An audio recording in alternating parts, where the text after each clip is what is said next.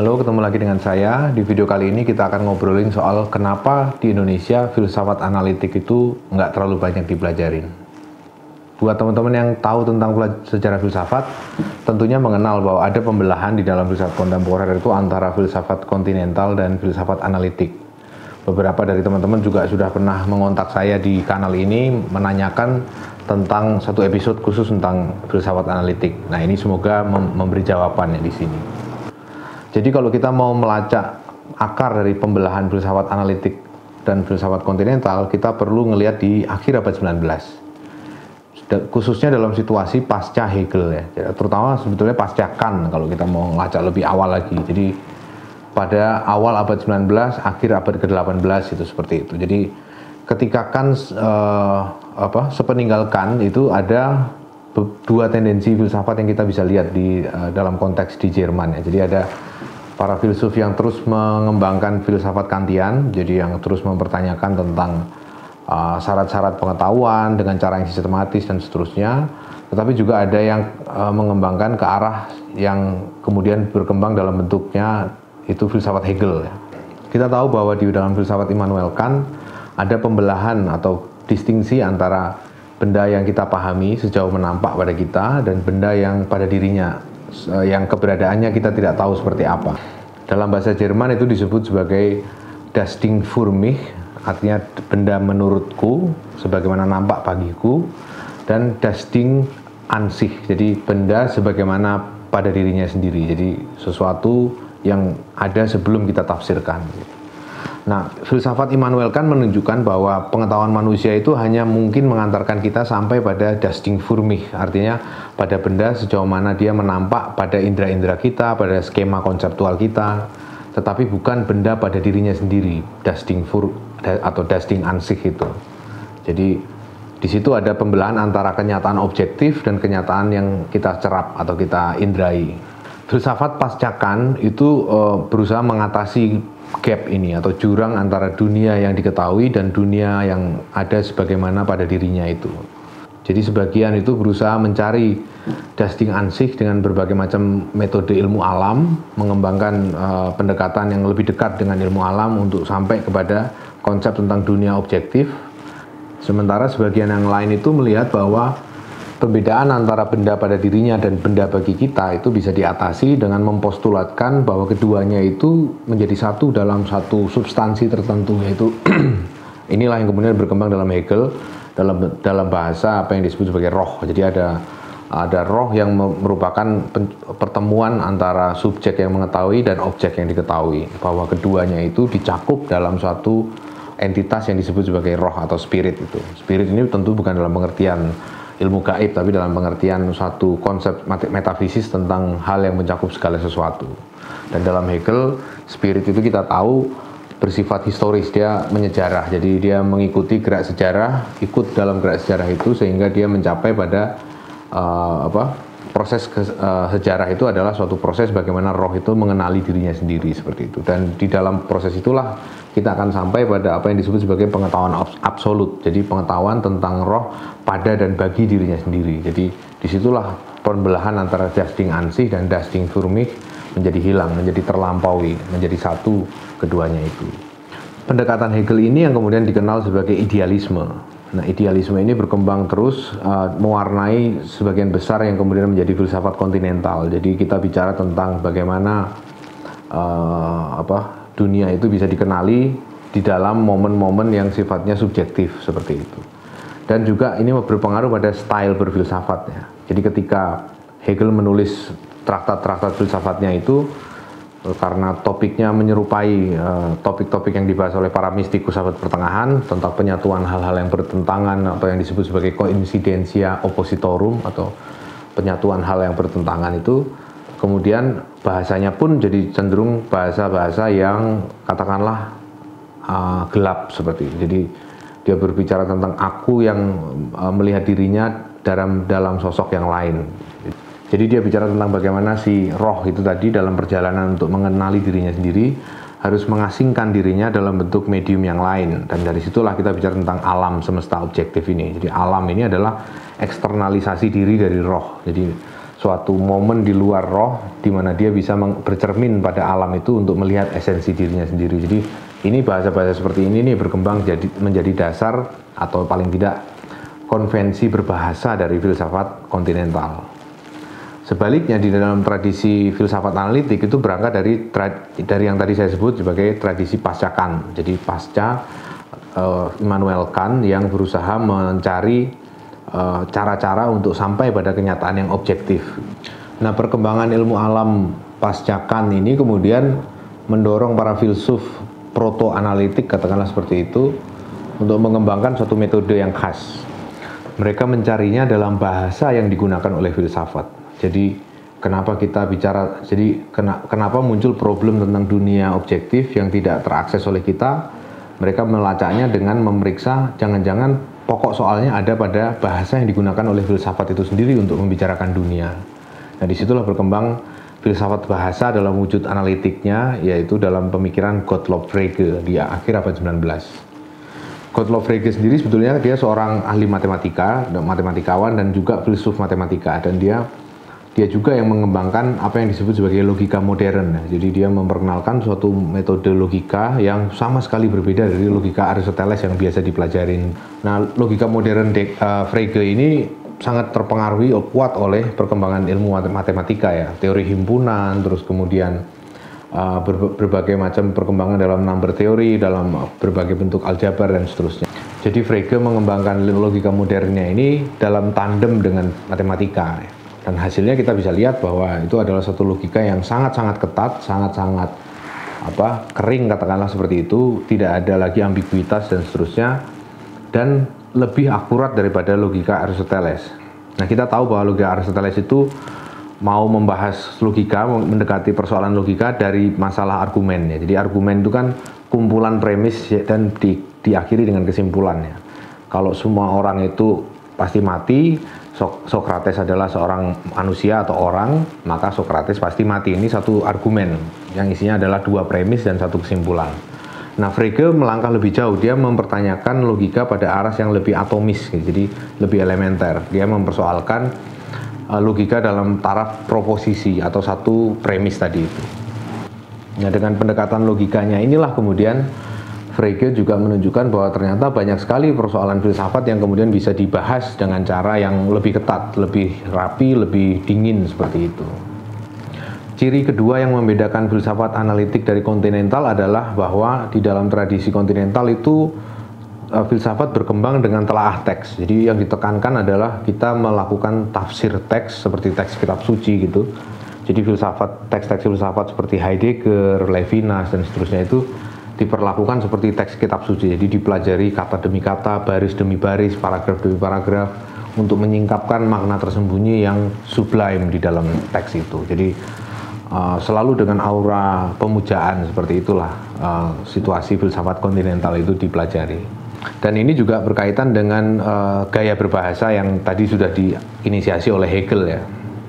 Dengan gayanya, Hegel itu menunjukkan bahwa filsuf itu seperti seorang nabi gitu. Jadi seperti seorang yang punya pemikiran mendalam yang mau diajarkan kepada umat manusia gitu. Yang setiap orang harus mempelajarinya dengan hati-hati, pelan-pelan, mengamati setiap kata demi katanya dan seterusnya.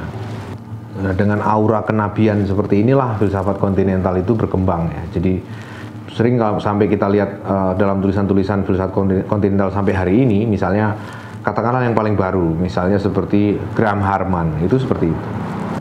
Atau misalnya Kongtang Measu, Measu ini juga mengembangkan suatu gaya berfilsafat yang masih dalam lingkup kontinental, yaitu gayanya selalu dramatis dengan seolah-olah apa yang dia bicarakan itu menyangkut hidup matinya seluruh dunia dan seterusnya seperti itu. Jadi padahal kalau kita baca teks After Finitude, buku Measu yang paling terkenal itu, sebetulnya tema yang dibahas di situ tuh adalah suatu tema yang di dalam tradisi analitik sudah dibahas sejak beberapa puluh tahun yang lalu. Jadi paling nggak dari tahun 70-an itu sudah mulai ramai dibahas ya, pasca Nelson Goodman dan seterusnya. Jadi ada sesuatu yang, jadi cara membahasnya beda. Kalau kita ngelihat filsafat analitik, cara mereka membahas itu sangat-sangat rileks, sangat-sangat merasa bahwa ini bagian dari studi akademik biasa seperti halnya ilmu-ilmu yang lain. Jadi nggak nggak ada semacam permintaan untuk diperlakukan istimewa seperti itu. Itu yang membedakannya dari tradisi kontinental. Ada satu ungkapan ya, misalnya dalam kalau nggak salah Gilbert Ryle di tahun 50-an atau 40-an itu dia menyatakan bahwa semua teks filsafat itu harus dipelajari seperti halnya barusan saja terbit di jurnal Mind di bulan lalu, katakanlah seperti itu. Jadi jurnal Mind ini adalah jurnal filsafat analitik yang paling berpengaruh di paruh pertama abad ke-20 ya, sampai tahun 50-an lah. Jadi dia merasa bahwa teks filsafat macam apapun, bahkan Plato misalnya, teks dari Plato itu harus diperlakukan seolah-olah dia baru saja terbit bulan lalu di jurnal Mind itu. Sehingga di sini nggak ada semacam aura pemujaan sama sekali. Jadi kalau memang teksnya ngaco ya dibilang ngaco gitu. Jadi kalau argumen nggak benar ya disebut nggak benar, ini salah di sini dan seterusnya. Nah, perbedaan ketiga yang biasanya disebut orang ketika membicarakan analitik versus kontinental itu masalah geografi ya. Jadi kontinental artinya merujuk pada Eropa daratan, analitik itu maksudnya adalah Anglo-Amerika gitu. Tapi pandangan ini keliru karena sebetulnya orang kayak Ludwig Wittgenstein itu adalah seorang filsuf analitik yang kita tahu dia asalnya dari Austria. Jadi nggak benar juga kalau dibilang analitik itu pasti Anglo-Amerika, itu nggak benar. Sedangkan orang kayak misalnya Rorty, Richard Rorty itu kan terutama periode akhir ya, pertengahan sampai akhir itu kan sangat kontinental pendekatannya. Padahal dia orang Amerika. Kalau mau ditanya lebih bagus yang mana, analitik atau kontinental, ya susah juga dijawabnya karena masing-masing tuh punya kelebihan dan kekurangannya. Aku tahu ini klise tapi sebetulnya memang seperti itu keadaannya. Jadi problem masing-masing punya problem. Misalnya kontinental, problemnya itu adalah bahwa dia berfilsafat dengan cara yang sangat tidak ketat ya. Jadi dengan gaya yang sangat merasa self-entitled, jadi merasa diri itu berhak untuk berbicara tentang sesuatu yang diasumsikan tidak akan dimengerti masyarakat dan seterusnya. Dengan nada seperti itu dan seterusnya. Jadi gaya seperti itu akan membuat filsafatnya itu cenderung sangat mengandalkan kefasihan berbahasa yang kemudian membuat tesis atau argumen pokoknya itu menjadi tidak tertangkap dengan jelas, elusif seperti itu. Nah, sedangkan kekuatan dari filsafat kontinental itu justru pada imajinasinya. Jadi dia bisa mengimajinasikan hal yang di dalam tradisi analitik itu susah dibayangkan.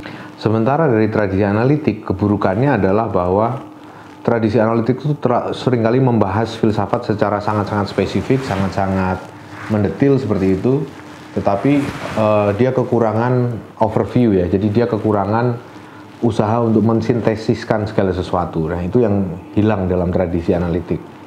Nah, jadi itu kelemahan dari filsafat analitik. Dia tidak punya imajinasi untuk mengkonstruksi sesuatu yang lebih besar daripada sub disiplin di mana dia bekerja gitu. Jadi sangat-sangat spesialis, sangat-sangat mendetil tapi juga kehilangan peta pada keseluruhan permasalahan yang terbentang itu. Nah, kelebihan dari filsafat kontinental adalah bahwa dia bisa melihat hal-hal yang besar itu. Dia bisa melihat peta besar dari seluruh permasalahan filsafat seluruh dunia sepanjang sejarah itu yang menjadi fokus dari filsafat kontinental. Itu juga yang membuat nadanya cenderung lebih patronizing di filsafat kontinental, lebih merasa memposisikan filsafat sebagai nabi dan seterusnya tadi itu. Nah, kelebihan dari filsafat analitik adalah ketekunannya dalam membedah satu permasalahan, mengurai argumen-argumen pendukungnya, dan benar-benar bisa rinci menunjukkan di mana letak masalah dari suatu tesis atau suatu argumen gitu. Idealnya seperti apa? Idealnya ya bahwa keduanya ini harusnya ketemu lagi, jadi artinya disintesiskan kembali. Dari filsafat analitik kita ambil kerapian dalam argumentasinya, pertanggungjawaban yang sangat detil dari seluruh argumennya itu, dengan logika, dengan pemikiran yang sifatnya rigor, dengan keketatan, dengan pendekatan sedikit matematis mungkin, tetapi juga tidak melupakan kekuatan dari filsafat kontinental, yaitu imajinasi untuk mensintesiskan berbagai macam persoalan. Jadi apa yang kita perlukan itu sekarang adalah satu filsafat yang imajinasinya itu seluas dan seambisius filsafat kontinental, tetapi kerapian bekerjanya itu serapi dan sedingin filsafat analitik. Itu yang kita butuhkan sekarang. Kalau itu bisa ketemu, maka kita akan melihat suatu setting filsafat yang tentunya akan jauh lebih produktif daripada yang ada sekarang ini. Nah, sekarang kita kembali ke persoalan kenapa di Indonesia filsafat analitik itu jarang dibahas.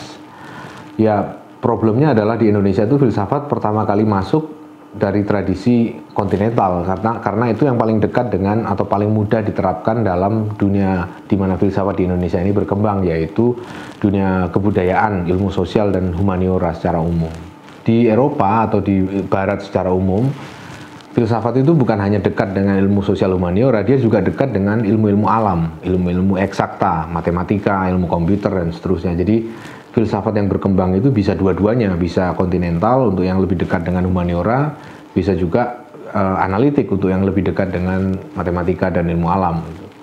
Sedangkan di Indonesia kita tahu filsafat itu hampir selalu dibahas dalam kaitannya misalnya dengan kurasi atau kuratorial seni rupa di pameran, atau misalnya dengan tulisan ya semi populer di koran opini Kompas misalnya, atau tulisan di majalah, atau tulisan di jurnal semi populer kayak gitu ya. Jadi dan kebanyakan itu yang para pengguna filsafat itu adalah para ilmuwan sosial. Jadi ya jelas dari awal pengaruhnya adalah ke sana. Jadi filsafat yang paling dekat, yang paling bisa dimanfaatkan adalah filsafat kontinental. Karena tidak banyak filsafat analitik yang berbicara tentang masalah-masalah seni atau budaya secara mendetil ya. Ada tapi nggak banyak. Misalnya Arthur Danto gitu membahas tentang filsafat seni dari perspektif yang analitik, tapi itu sedikit dari perkecualian. Ada juga orang seperti Noel Carroll misalnya yang menulis tentang filsafat film dari perspektif analitik, tapi jadinya seperti suatu hal yang sangat-sangat mendekati eksakta daripada telaah film. Jadi itu pun nggak disukai oleh banyak reviewer atau pengkaji film di Indonesia. Karena setting seperti itulah kemudian filsafat kontinental lebih banyak dikenal di dalam publik filsafat di Indonesia. Jadi ketika orang menyebut filsafat, yang ada dalam bayangannya hampir selalu kalau kita ngomong filsafat kontemporer adalah filsafat kontinental. Kita bicara Alain Badiou, Zizek, Quentin Meassu, orang-orang seperti itulah ya. Dan bukan misalnya Hilary Putnam atau katakanlah Donald Davidson atau orang-orang analitik seperti itu. Jadi banyak hal yang sebetulnya dengan begitu banyak hal yang sebetulnya hilang ya dalam tradisi kita gitu. Dan itu patut disayangkan.